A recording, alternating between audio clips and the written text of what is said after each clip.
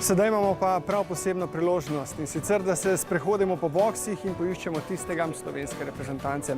Vse skupaj boste videli, nekoliko spominja na Formulo 1. Tukaj je, kot kaže, celo restauracija, vendar pa namenjena samo tekmovalcem in pa osebju reprezentanc, kajti ves ta prostor je ograjen in samo s posebnim dovoljenjem, poglejte, tole so mi dali, smo smeli vstopiti semkaj. Sicer pa kar pogledamo sedaj, kje je boks naše reprezentance. Restauracijo imajo blizu, to je dobro.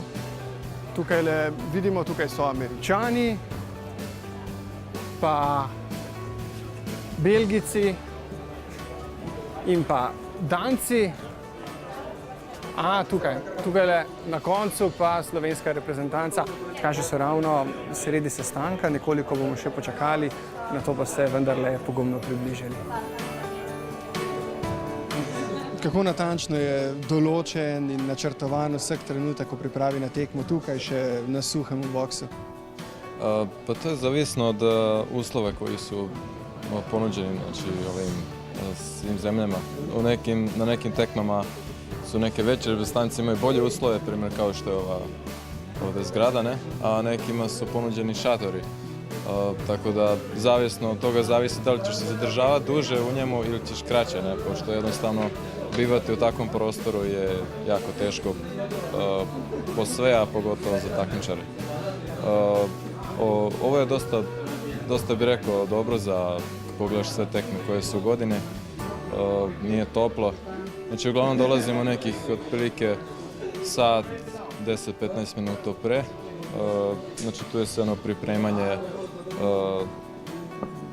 brojeva čamaca, dresa, lezne broja, znači sve njihovo zagrevanje, znači možeš biti prisutan, znači bilo šta da loše krene, da sam tu da reagujem, pošto sam ja špelin trener i znači kompletno šta god treba sam tu.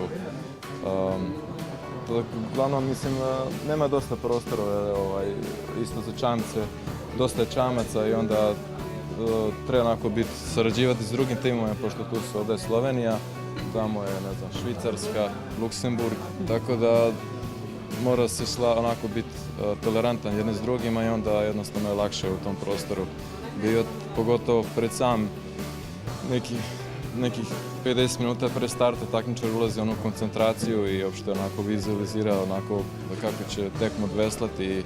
Znači jednostavno je pravilo da mu ne prilaziš i ništa mu ne govoriš, znači ostaviš ga na miru da odradi to do konca i da krene nekih pola sata pre starta na vodu.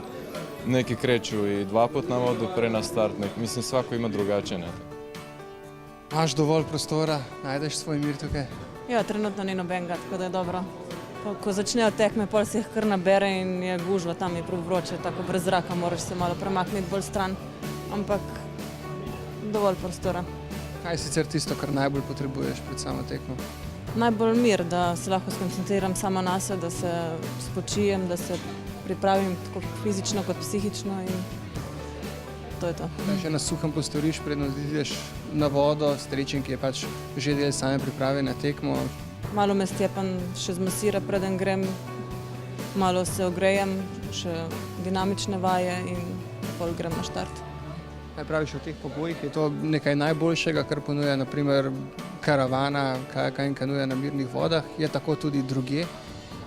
Mogoče imaš drugje malo več mesta, ampak tle je dobro, ker imamo televizijo in lahko spremljamo vse tekme, ne rabiš stati na soncu in gledati tam daleč stran na cilj, kako je. Imamo srečo, da so dobri posnetki, tako da se vse dobro vidi, rezultati so takoj na televiziji in to je res super. Kaj pa je še za tisto zaveso, to me še posebej zanima? Jaz to uporabljam kot slačilnico, nekateri spijo tam notri. Smem pogledati? Lahko. Dobro, mu rekam, nas je Špela poslala, kar pojmo pogledati. To je počitek pred tekmo, spanec tudi morda? To je bil mal popoldanski počitek po kosilu, pa v bistvu zdaj se glih prebujam, ki je ura, oziroma zdaj se moram počasi malo aktivirati za tekmo. Tako da meni se v bistvu vikend šele zdaj dobro začne. Nekateri smo zoprni, ko se zbudimo, Jošt je dobre volje in to je dobro napoved tudi za samo tekmo. Ta prostor ti pomaga, da se nekoliko odmakneš od vsega skupaj, je tudi nekoliko manj vroče tukaj, se mi zdi. V bistvu klele noti mogoče še mečkem bolj, ki je tale zavesa zagrnjena, ampak pol časa do časa potem špranica je malo zapiha, tako da to kar prav pride. Ampak zdajle, ko se počasi bom vzbudil, pa tole malo odgrnem, da vidim, kaj se na svetu dogaja. Pokukaš kaj k drugim reprezentancam, mogoče k velesilam, kakšne pogoje imajo oni? Ja, skozi malo kukam, treba skozi malo biti na tekočem, kaj konkurenca počne. Čeprav veliko se lahko že doma naučim. Seveda pa treba malo tudi konkurenco pozvati, zato da se jim bomo čim hitreje, čim lažje približali. Se ti kaj vleče to čakanje na samo tekmo tukaj na prizorišču? Pa v bistvu imam tako naštiman dan, da se mi niti ne vleče, da se skozi nekaj dogaja, počitek je načrtovan takrat, ko je treba. Zdaj ste pa v bistvu vi glih prav prišli, da ste me prisilili, da se malo zbudim, da v bistvu se je zgodilo glih tako, kot se mora, da se lepo naprej na tekmo pripravim. No in kot kaže, je Jošt res dobro pripravljen in razpoložen in lahko pričakujemo v nadaljevanju današnjega dne, da bo vrhunsko opravil svoje delo. Seveda, zato sem tukaj, ne.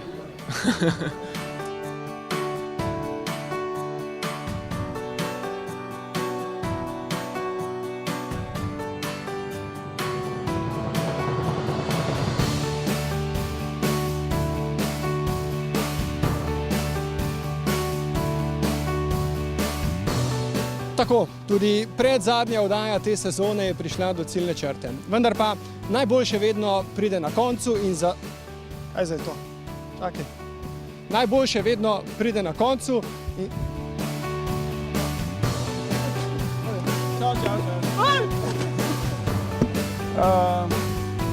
Pustite ga plavati. Pojma ni imel, zdaj naprej, dragi gledalci, ni razloga za skrbi. Vse, kar želite vedeti o kajaku in kanuju, boste izvedeli od mene. V novi sezoni, s septembrom, nadaljujemo. Pa lepo poletje. Kakros, kdo so to?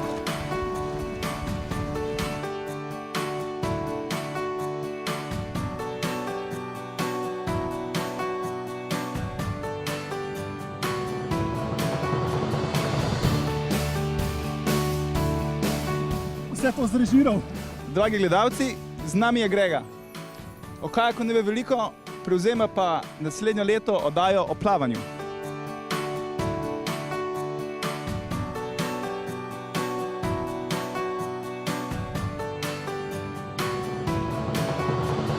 Tlele se z njimi ukvarjam zdaj že 3 leta. Na koncu pa me tlele pred svetovnim auditorijem prav čakali so segati, ne? Se lahko bi me tudi na mostu vrgalo v vodo, ko me ben ne bi videl. So mi raje tlele.